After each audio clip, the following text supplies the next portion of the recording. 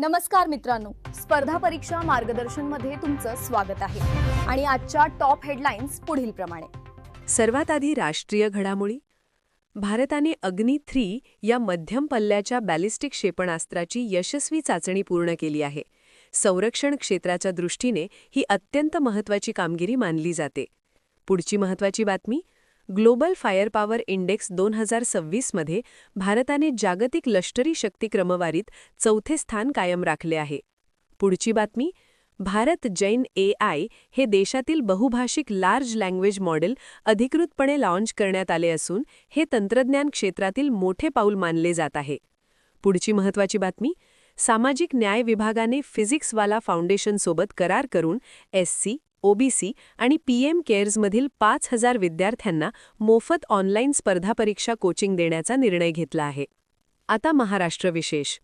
पुणे मेट्रोच्या दुसऱ्या टप्प्यातील विस्तारीकरणाला राज्य सरकारने मंजुरी देत प्रकल्पाला गती दिली आहे. पुढची बातमी. नाशिकमधील स्कूल ऑफ आर्टिलरी येथे भारतीय लष्कराच्या आधुनिक तोफखाना प्रणालीचे प्रदर्शन आणि सराव पार पडला. पुढची महत्त्वाची बातमी. महाराष्ट्र सरकारने फलोत्पादन आणि द्राक्ष निर्यातीसाठी नवीन निर्यात प्रोत्साहन योजना जाहीर केली आहे. पुढची बातमी. मुंबई आणि पुण्यातील हवेची गुणवत्ता सुधारण्यासाठी महाराष्ट्र प्रदूषण नियंत्रण मंडळाने नवीन मार्गदर्शक तत्त्वे लागू केली आहेत. पुढची महत्त्वाची बातमी. महाराष्ट्र छत्तीसगड सीमावर्ती भागात सांस्कृतिक देवाणघेवाण वाढविण्यासाठी विशेष उपक्रम राबविले जात आहेत. आता आंतरराष्ट्रीय आणि अर्थव्यवस्था क्षेत्रातील अपडेट. भारतीय रिझर्व्ह बँकेने रेपो दर 5.25% स्थिर ठेवण्याचा निर्णय घेतला आहे. पुढची बातमी. आंतरराष्ट्रीय ऑलिम्पिक समितीने सोराया अघाई हाजी आघा यांची 107व्या सदस्य म्हणून निवड केली आहे. त्या सध्याच्या सर्वात तरुण IOC सदस्य ठरले आहेत. पुढची महत्त्वाची बातमी.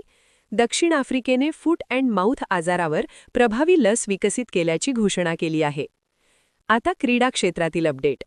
SAFF अंडर-19 महिला चॅम्पियनशिप 2024 मध्ये भारताने बांगलादेशचा पराभव करून विजेतेपद पटकावले आहे. पुढची बातमी. राजस्थान हे भारतातील सर्वाधिक लोकर उत्पादक राज्य ठरले आहे. आणि शेवटची महत्त्वाची बातमी.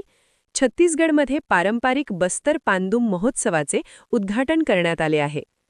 तर मित्रांनो, या होत्या आजच्या महत्त्वाच्या चालू घडामोडी. अशाच स्पर्धा परीक्षा उपयुक्त अपडेट्ससाठी चॅनलला सबस्क्राईब करा